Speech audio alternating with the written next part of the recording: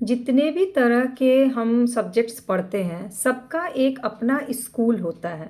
जैसे कि हिस्ट्री का अलग है, पॉलिटिकल साइंस का अलग है। उसी तरह से जब एलएलबी कर रहे हैं तो जैसे क्रिमिनोलॉजी है, अपराध शास्त्र है, उसका स्कूल अलग है। Hello students, welcome back to my class. और आज की क्लास है क्रिमिनोलॉजी यानी कि अपराध शास्त्र का यूनिट 2 का। टॉपिक क्या है? तो अपराध शास्त्र की विचारधारा क्या है और अपराध शास्त्र के जितने स्कूल हैं उस पर चर्चा करनी है। तो what do you understand by school of criminology? तो चलिए शुरू करते हैं। सबसे पहले अपराध शास्त्र की विचारधारा क्या है? तो ये जो इस स्कूल है इसी को इंग्लिश में बोलते हैं संप्रदाय, और इसकी परिभाषा दी है प्रोफेसर G.W. पैटन ने।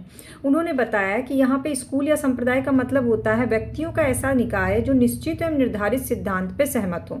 मतलब कुछ ऐसे लोग जैसे जो पॉलिटिकल एस्पेक्ट से जो लोग सहमत होते हैं और पढ़ते हैं और उनको बोलते हैं पॉलिटिकल स्कूल। ठीक है, तो जो अपराधों के मामले में एक निश्चित निर्धारित सिद्धांत पे जितने लोग एक मत होते हैं वो सब क्या हो जाते हैं? वो सब अपराध शास्त्र की विचारधारा के अंतर्गत आते हैं। यानी कि व्यक्ति का कोई भी समूह जो अपराध के कारण उस पर कैसे नियंत्रण किया जाए उसको अभिव्यक्त करने के लिए सेम थॉट्स रखते हैं। विचारधारा भी अलग अलग होगा लेकिन वर्क किस पे करते हैं? अपराध पे ही वर्क करते हैं। तो वो सब क्या आएंगे? अपराध शास्त्र के संप्रदाय कहे जाएंगे। ठीक है। अब यहाँ पर प्रोफेसर G.W. पैटन के अलावा एक और इम्पॉर्टेंट प्रोफेसर है, वो है सदरलैंड, जो कि आप जब भी क्रिमिनोलॉजी पढ़ोगे तो उनका नाम आपको याद रखना ही रखना है। तो सदरलैंड ने अपराध शास्त्र के बारे में कहा कि ये भी अपराध शास्त्र का एक स्कूल है, इसकी भी अपनी वैचारिक पद्धति, लेकिन ये वैज्ञानिक पद्धति के हिसाब से अपराध नियंत्रण की नीतियों के बारे में बात करते हैं। तो अपराध शास्त्र के पॉजिटिव संप्रदाय कौन से हैं? Positive school of criminology. तो जो सामान्य मनुष्य होता है, इस संप्रदाय की धारणा की जो सामान्य मनुष्य हैं उनकी तुलना में अपराधी का अस्तित्व जो वो अलग टाइप का होता है। मतलब वो अलग आपको पहचान में आ जाएगा कि वो अपराधी है। कैसे पहचानते हैं? तो इनके हिसाब से वो लोग ना जनरेशन वाइज वंशानुगत रूप से अपराधी ही होते हैं। उनका शरीर का ढांचा ही ऐसा होता है कि आप समझ जाओगे उनके शारीरिक ढांचे से कि वो अपराधी हैं। तब भी इन्होंने इसके 3 संप्रदाय में बांटा है। एक तो इटालियन संप्रदाय यानी इटालियन स्कूल, दूसरा है मेंटल मानसिक परीक्षण संप्रदाय, और तीसरा मनोविश्लेषणात्मक संप्रदाय। 3 कौन कौन से हैं जो अपराध शास्त्र के पॉजिटिव संप्रदाय हैं? पहला इटालियन, दूसरा मानसिक परीक्षण, तीसरा मनोविश्लेषणात्मक। अब ये क्या कहते हैं कि अपराधी जन्मजात होते हैं, वो बनते नहीं हैं। जन्म से उनकी बनावट से ही पता चल जाता है कि वो अपराधी हैं।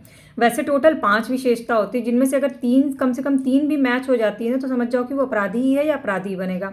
एक तो अपराधी का सर जो होता है वो गुंबद की तरह गोल होता है, उसका जबड़ा जो होता है नीचे की ओर लंबा होता है। अब सोचो, इमेजिन करो इस तस्वीर को, जो एक आदमी है जिसका ऊपर से सर गुंबद की तरह है, जबड़ा जो नीचे से लटका हुआ है, नाक अजीब सी बड़ी सी है, दाढ़ी अजीब छिनकी छिनकी सी दाढ़ी है, उसको कोई दर्द ही नहीं होता किसी चोट लगने पे, उसके कान लंबे और मोटे हैं और दांत उसका बहुत ही उबड़ खाबड़ सा है। तो अगर इनमें से 5 में से 3 भी मैच हो जाए तो आपको समझना है कि वो अपराधी ही होगा। ऐसा होता है क्या?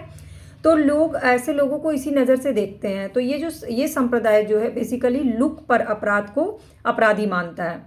तो इसी पे लोम्बोर्सो ने कहा कि अगर ऐसे अपराधी है तो राज्य को समाज कल्याण का दृष्टिकोण अपनाना चाहिए। जैसे आदतन हत्यारों को प्राणदंड दे देना चाहिए, जो पागल और बाल अपराधी उनको दंड नहीं देना चाहिए, और देश निकालने की सजा भी होनी चाहिए। अब हर चीज़ का क्रिटिसिज्म तो जरूर होता है, तो इस थॉट का भी क्रिटिसिज्म हुआ और समालोचना की गई कि ये भी गलत है कि अपराध को वंशानुगत मान लिया जाए और या फिर अपराध होने पर देश से निकालने की सजा एकदम अव्यवहारिक है, इसको कोई स्वीकार नहीं करेगा। तो फिर ये दूसरा थॉट है मानसिक परीक्षण संप्रदाय, मेंटल टेस्टर स्कूल। इसको किसने दिया? गोडार्ड ने। और लोम्ब्रोसो का सिद्धांत यहाँ पर जब महत्व खोने लगा था तब गोडार्ड ने ये बात रखी कि शारीरिक विशेषता के स्थान पे मानसिक दुर्बलता जो उसके कारण अपराधी बनते हैं लोग।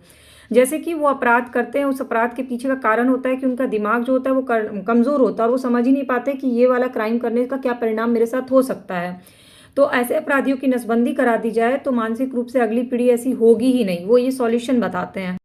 पर इसकी भी आलोचना की गई, और आलोचना में एक सदरलैंड ने ये बात बोला कि अपराध जो वही करता है जिसका दिमाग बहुत तेज होता है, क्योंकि किसी भी अपराध को करने के लिए दिमाग का तेज होना जरूरी है। ठीक है, तो इसमें 10% ये अपराधी ऐसे होते हैं जो दिमागी रूप से कमजोर होते हैं, मानसिक रूप से दुर्बल होते हैं। तो ये भी कट हो गई ये भी बात। अब तीसरा पॉइंट आता है मनोविश्लेषणात्मक संप्रदाय। तो इस संप्रदाय के विद्वानों ने अपराधी प्रकार के स्थान पर भावनांतर असमंजस्य के अपराध को बताया है। और फ्रायड ने कहा कि इडिपस कॉम्प्लेक्स, अचेतन निराशा, मौलिक इच्छाओं के दमन को अपराध कहते हैं। मतलब ये क्या होते हैं? ये 3 चीज़ें जो है ना ये बहुत इंपॉर्टेंट है, इसको समझना। सबसे पहले इडिपस कॉम्प्लेक्स, मतलब इसमें क्या है कि इच्छा की पूर्ति जब नहीं होती है तो वो अपने ही पिता की हत्या कर देते हैं, ऐसी भावना आ जाती है, फ्रायड ने कहा। और फ्रायड ने बताया कि सभी अपराध किसी निकट संबंधी में के कारण से ही होती है। यौन संबंध कोई रखने की इच्छा होता है, उसके कारण सामने वाला वो अपराधी होता है। दूसरा है अचेतन निराशा, अनकॉन्शियस फ्रस्ट्रेशन जो होती है, जब व्यक्ति असफल होता है, लगातार निराश हो जाता है, तो फिर वो अपराधी बनता है। तीसरा मौलिक इच्छाओं का दमन, जब उसकी जो मेन इच्छा होती है ना वो दबा दी जाती है किसी प्रॉब्लम के कारण, परिवार में कोई प्रॉब्लम हो, इस कारण से वो जो करना चाहता है उसको कर नहीं पाता है, तो फिर वो अपराधी बन जाता है। तो यदि ऐसे बच्चों को जो बचपन से इस तरह की चीज़ों को करते हैं उनका समाजीकरण कर दिया जाए तो फिर वो तो अपराधी बनेंगे ही नहीं। यानी कि हमको क्या करना है, समाजीकरण पे जोर देना। पर इसकी भी आलोचना हुई। अब इसकी आलोचना एडलर ने की कि ये तो एक काल्पनिक थोथ है कि मतलब आप अगर कोई मनोवैज्ञानिक व्याख्या कर लेता, किसी के यहाँ ऐसी कोई घटना हो जाती तो वो अपराधी हो जाए। अपराधी जन्मजात होते, उन्हें बनाया नहीं जाता है, इनका ये मानना है। अगला है अपराध की समाजशास्त्रीय विचारधारा क्या है, सोशियोलॉजिकल स्कूल ऑफ क्रिमिनोलॉजी क्या है। इसमें समाजशास्त्रीय प्रक्रियाओं को अपराध का कारण मानने की वजह से अपराध को समाजशास्त्र का ही संप्रदाय कहा गया। क्यों? क्योंकि ये समाज में ही होने वाली घटना है, समाज के ही आचरण का परिणाम स्वरूप कोई अपराध करता है। तो इसका विश्लेषण हम दो रूप में देख सकते हैं। एक तो अपराध की दर के अंतर देखना, परिवर्तन, और इसमें हम क्या क्या पॉइंट देखेंगे। तो इसमें देखेंगे कि गतिशीलता की क्या प्रक्रियाएं हैं, प्रतियोगिता है, राजनीतिक आदर्श क्या है, धार्मिक आदर्श क्या, आर्थिक आदर्श क्या, धन, आय और नियोजन का वितरण कैसे हुआ है। मतलब किसी भी समाज में अगर अपराध हो रहा है तो उसके ये पॉइंट्स उस समाज को जरूर देखने चाहिए। और दूसरा ये देखना होगा कि विश्लेषण में सामाजिक सीख को कितना महत्व दिया गया है, और जो सामाजिक सीख दी गई उसका कितना अनुकरण हो रहा है, वो कितना उसका मूल्यवान है, और कितने उसको साहचर्य रूप से मान रहे हैं। क्योंकि जब समाज से जुड़ा हो तो समाज को ये वाला पिरामिड तो तैयार करना पड़ेगा। उस पिरामिड पे चढ़कर कितने लोग तैयार होते हैं इस चीज़ को फॉलो करके, यही होता है अपराध शास्त्र की समाजशास्त्रीय विचारधारा। और फिर से इसमें आते हैं सदरलैंड का सिद्धांत क्या है कि उसे विवेचक साहचर्य के नाम से जाना जाता है। उन्होंने कहा, सदरलैंड ने 9 बिंदु इसमें शामिल कर लिए। पहला तो उन्होंने कहा आपराधिक आचरण जो है वो सीख का परिणाम होता है, मतलब जो भी कोई कर रहा है वो कहीं ना कहीं से कुछ सीखा होता है। दूसरा, संचार की प्रक्रिया से सीखा जाता है। जैसे आजकल जितने वेब सीरीज और आ रहे हैं वो क्या है, संचार की प्रक्रिया से लोग अपराध का सीख रहे से। क्राइम पेट्रोल से लोगों को आइडियाज भी मिलता है। केस एक ही होता है लेकिन क्राइम पेट्रोल देखने के बाद वैसे 100 केसेस हो जाते हैं। फिर व्यक्तिगत समूह तक सीमित होती है ये। इसमें जो परिचित होते हैं पहले एक व्यक्ति तक होता है, फिर धीरे धीरे कई लोगों तक फैल जाता है। अब अपराध करने की तकनीक की भी लोग सीख लेने लगे हैं, और इच्छाओं और मनोवृत्तियों के निर्देशन का इच्छा के हिसाब से वो निर्देशन भी दे लेते हैं अनुकूल प्रतिकूल परिस्थितियों में। और अनुकूल परिभाषाओं में इसमें कारण व्यक्ति इस कारण से अपराधी हो जाता है। एक तो बारंबारता, फ्रीक्वेंसी, दूसरा समयावधि, ड्यूरेशन, तीसरा प्रायोरिटीज, प्राथमिकता, और चौथा है तीव्रता।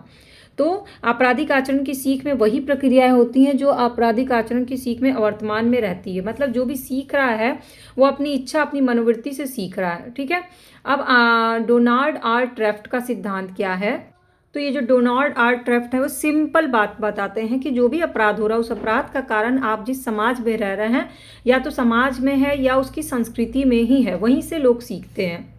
अब तीसरा है अपराध शास्त्र का शास्त्रीय संप्रदाय यानी क्लासिकल स्कूल ऑफ क्रिमिनोलॉजी। इसके कौन है थिंकर, बेंथम, बैकेरिया और फ्यूचर बैंक। अब ये क्या कहते हैं कि किसी भी काम को मिलने वाला सुख की मात्रा से ही वो काम होता है। मतलब आप वही काम करते हो जिस काम को करने में आपको खुशी मिलती है। जिसको समाज सेवा करने में खुशी मिलती है वो समाज सेवा करता है, जिसको पढ़ाई में खुशी मिल रही है वो पढ़ाई करता है। उसी तरह से जिसको अपराध करने में खुशी मिलती है, सुखवादी होता है उसको, वो वही चीज़ वही काम बार बार करता है। मतलब वो उसके व्यवहार का एक हिस्सा हो जाता है। तो ये है शास्त्रीय संप्रदाय का अपराध शास्त्र। और शास्त्रीय संप्रदाय के प्रमुख अपराध शास्त्री बैकेरिया जो कहते हैं कि अपराध एवं दंड नामक पुस्तक में इन्होंने लिखा कि ये सुखवादी दर्शन पे आधारित है, और अपराध करने में दुख की अपेक्षा सुख ज़्यादा होता है, तभी उसको वो बार बार कंटिन्यू करता है। अगर उसको दुख ज़्यादा होने लगेगा तो उस काम को वो करेगा ही नहीं, और उसकी जिम्मेदारी जो है वो उसके स्वयं की जिम्मेदारी है।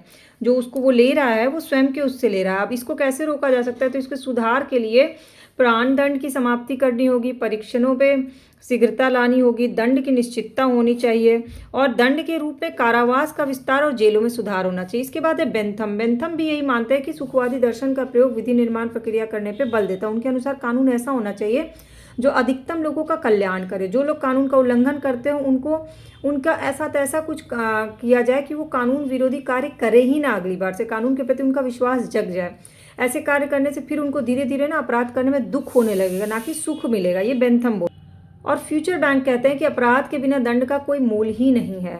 तो अपराध और दंड दोनों एक दूसरे से संबंधित हैं, और दंड लेकिन अपराध जैसा हुआ उसी के अनुरूप ही डिसाइड होना चाहिए कि जो अपराध जैसा किया वैसा दंड हो।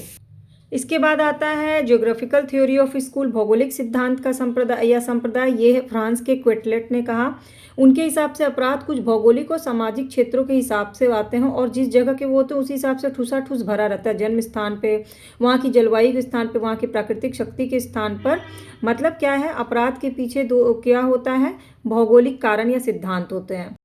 फिर आता है समाजवादी सिद्धांत या संप्रदाय। ये बेसिकली समाज में जो वर्ग संघर्ष चलता है ना, क्लास स्ट्रगल, ऊंच नीच का भेदभाव, जब आदमी भूखों मरने लगता है और किसी को बहुत सारे पैसे मिल रहे हैं तो उनके अंदर एक विद्रोही भावना जागृत हो जाती है, और वो अपने अधिकार को जिंदा रखने के लिए वो अपराध करने लगते हैं, ताकि उनकी आइडेंटिटी तो बनी रहे, चाहे नेगेटिव ही बने लेकिन उनकी आइडेंटिटी बनी रहे। इसको बोलते हैं समाजवादी सिद्धांत या संप्रदाय। और पांचवा है समाज शास्त्रीय सिद्धांत या संप्रदाय। ये इसमें कहते हैं कि संस्कृति में उथल पुथल जब होती है, बेरोजगारी, निर्धनता, स्तरीकरण, जनसंख्या का जब दबाव पड़ता है, तो ऐसे में क्या होता है, संसाधनों का समतामूलक वितरण नहीं हो पाता, यानी समाजवाद स्थापित ही नहीं हो पाता है, तो व्यक्ति क्या होता है, अपराध की तरफ उन्मुख हो जाता है। इसीलिए ये किसे कहते हैं, समाज शास्त्रीय सिद्धांत। तो टोटल हमने अब तक अपराध शास्त्र के सारे स्कूल पढ़ लिए। अब इसको आपको कंक्लूड करना अपने थॉट के हिसाब से, कि आपके हिसाब से इनमें ज़्यादा सफल आप किसको मानते हैं, अपराध शास्त्र का कौन सा स्कूल है जो आप वर्तमान में एकदम सही मानते हैं कि हाँ भाई यही वाला इसका स्कूल में जो हम लोग पढ़ रहे हैं वो इसी पे सही फिक्स बैठता है। अच्छा, बाकी की क्लास चैनल के प्लेलिस्ट पे अपलोड है, semester wise, unit wise, subject wise, chapter wise हर क्वेश्चन अवेलेबल है। पूरी की पूरी क्लास बैक ईयर क्वेश्चन के एनालिसिस के साथ, इंपॉर्टेंट क्वेश्चन के साथ। आप चाहिए तो उसे चैनल के प्लेलिस्ट LLB क्लासेस नाम से उस पर ज़रूर जाके देखिएगा। और अगर क्लासेस अच्छी लगती है और फ्री ऑफ कॉस्ट देखना चाहते हो तो चैनल के सब्सक्राइब या फॉलो बटन को क्लिक कर लीजिएगा।